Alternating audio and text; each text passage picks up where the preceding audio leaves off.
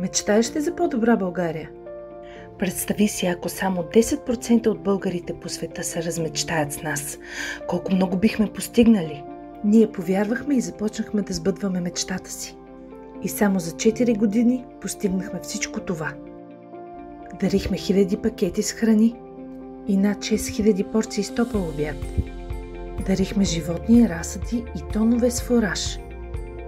И 50 тона брикети за отопление. Осигурихме над 5000 медицински прегледа и социални консултации по селата. Построихме 44 детски къта в болниците в цяла България. Дарихме над 600 кг дрехи и обувки, 300 ученически комплекта и 220 коледни подаръци, а също лагери за над 70 деца. Организирахме професионални обучения за младежи, подобрихме средата в училищата, подкрепихме турнира по голбал за незрящи и дарихме медицинска кушетка за незрящи студенти. Осигурихме важно обучение за глухите хора. Дарихме помощни средства и съдействахме пред институции. Бяхме на терен при бедствия и трудни моменти.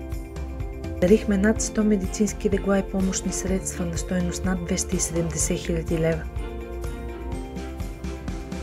Помогнахме на кризисни центрове в борбата с домашното насилие и на центрове за деца със специфични потребности.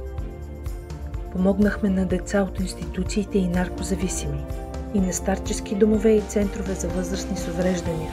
И така достигнахме до над 20 000 домакинства. И това не е всичко. Продължаваме да обединяваме българите зад граница. Създадохме мобилно приложение, което да ни свързва където и по света да се намираме. Защото заедно можем повече.